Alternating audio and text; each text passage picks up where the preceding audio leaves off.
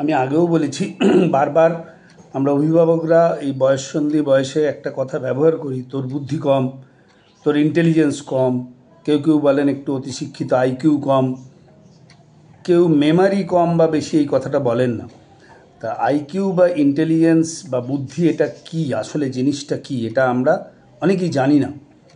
IQ বা intelligence কাকে বলে? ইন্টেলিজেন্স হচ্ছে থিঙ্ক র্যাশনালি, বাংলাটা আমি পরে বলছি, act purposefully, deal effectively in a novel situation.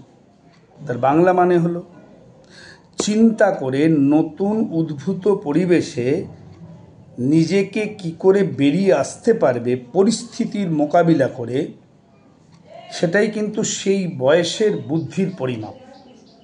আরও যদি সংজ্ঞাটাকে বাংলায় স্পষ্টভাবে বলতে হয়, যুক্তিযুক্তভাবে চিন্তা করতে, উদ্দেশ্যমূলক কাজ করতে, সমস্যা সমাধান করতে এবং পরিবেশের চাহিদার মতো মোকাবিলা করাকে বুদ্ধিমত্তা বা ইন্টেলিজেন্স বলা হয়। ইন্টেলিজেন্স কিন্তু ওই 2, 4, 5 বছর পর্যন্ত, 3 বছর পর্যন্ত বাচ্চাদের বাড়ে, তারপরে আর বাড়ে না মানুষের ইন্টেলিজেন্স। আমি আগেও বলেছি পঞ্চ ইন্দ্রিয়কে কাজে লাগিয়েই যে বুদ্ধির বিকাশ তৈরি করতে হয়। বুদ্ধি অন অ্যান অ্যাভারেজ অনেকেরই প্রায় সমান সমান, কাছাকাছি, খুব কিছু প্রবলেম ছাড়া বুদ্ধিমত্তার, রেয়ার কিছু বিশেষ চাহিদা সম্পন্ন শিশুদের ছাড়া বুদ্ধিমত্তার খুব বেশি তফাৎ হেরফের হয় না।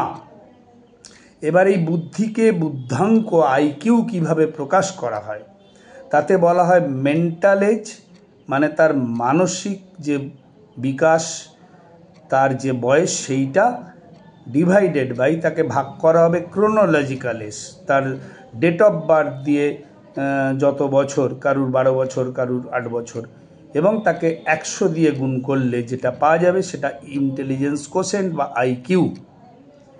একটা উদাহরণ যদি দেখা যায়, বিভিন্ন কোশ্চেনারিজ দিয়ে এটা করা হয়, পরিস্থিতিতে তুমি কি করবে।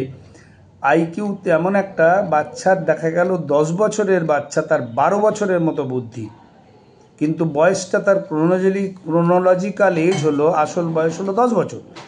তাহলে মেন্টাল এজ হলো 12 বছর, 12 ডিভাইডেড বাই 10 ইন্টু 100, তার মানে তার বুদ্ধাঙ্ক আইকিউ হলো 120। তাহলে এই জিনিসটা আপনার কাছে স্পষ্ট হওয়া দরকার, বুদ্ধি কিভাবে পরিমাপ করা হয়, আইকিউ কি। এইটা থেকেই আসবে পরবর্তী ধাপে মেমারি। মেমারি কিন্তু একটা বিস্তৃত ব্যাপার।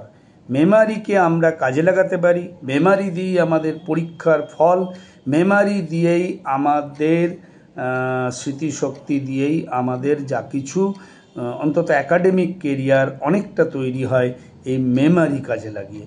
মেমারি সম্বন্ধে আমি পরের কোনো একটা ভিডিওতে আরও স্পষ্ট করে বলতে চাই। ঠিক আছে?